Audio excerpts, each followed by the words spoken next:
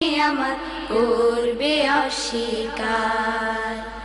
যেখানেই তাকাবে দেখবে শুধু তার নিয়ামত সম্ভার। তোমরা আল্লাহর কোন কোন নিয়ামত করবে অস্বীকার। আসসালামু আলাইকুম রহমতুল্লাহি ওয়াবারাকাতুহু।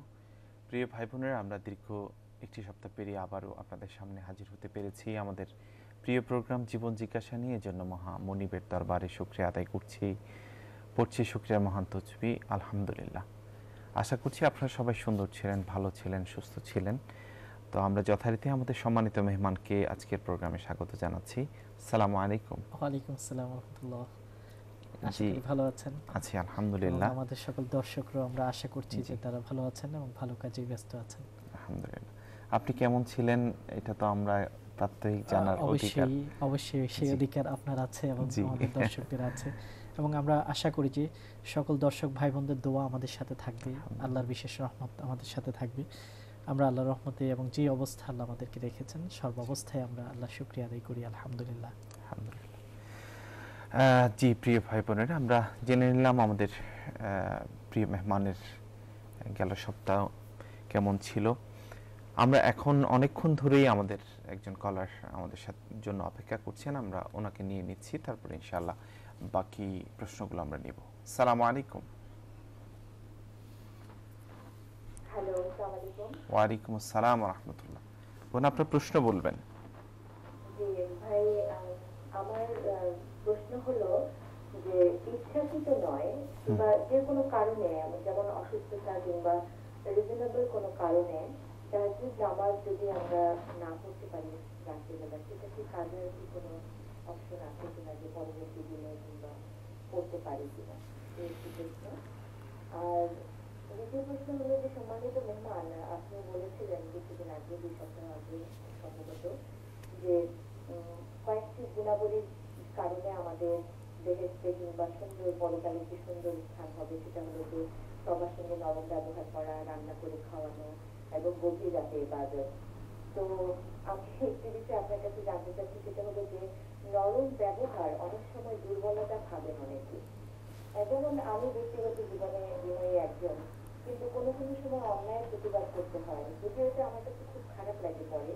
তো সেই ক্ষেত্রে আমরা কি করব অন্যায়ের প্রতিবাদের ব্যাপারে, কিংবা কোনো আত্মীয়র সঙ্গে সম্পর্ক ছিন্ন করলে সেটা ভালো নয়, বেহেশতে আমাদের কি হবে না। তো কোনো আত্মীয় যদি বিপজ্জনক হয়, সেই ক্ষেত্রে আমরা কি করতে পারি, আমাদেরকে যদি একটু বলেন সম্মানিত প্রধান, তাহলে ভালো হয়। যেমন অনেক সময় অনেক অন্যায় কথা আমাদের শুনতে হয়, সেই ক্ষেত্রে আমরা কি করবো, তখন কি আমরা বিনয় থাকবো, কিন্তু সেটা তো অনেক সময় দুর্বলতা ভাবেন অনেকে। ঠিক আছে, ঠিক আছে বোন, আপনার প্রশ্ন বোঝা গেল। সম্মানিত শেখ উত্তর দিচ্ছেন। ধন্যবাদ। আমরা কয়েকটি প্রশ্ন পেয়েছি বা কয়েকটি প্রশ্নের বিভিন্ন শাখা প্রশাখাও দেখেছি। প্রথম হলো যে তাহাজ্জুদ নামাজ, এটা হচ্ছে আমাদের দৈনন্দিন জীবনে ফরজ নামাজের পরে সবচেয়ে বেশি গুরুত্বপূর্ণ, এবং এটা এমন একটি নামাজ যেটা আল্লাহ এবং তার বান্দাকে খুব নিকটে নিয়ে আসেন। এবং এটা এমন একটা সময়, গভীর রাত, শেষ রাত, যখন অধিকাংশ মানুষ গাফলাতিতে থাকেন, ঘুমে থাকেন, সেই অবস্থায় আরামকে ত্যাগ করে, আরামকে বিসর্জন দিয়ে আল্লাহর দরবারে দাঁড়ানো, কান্না করা, এটা আল্লাহর কাছে অত্যন্ত প্রিয়।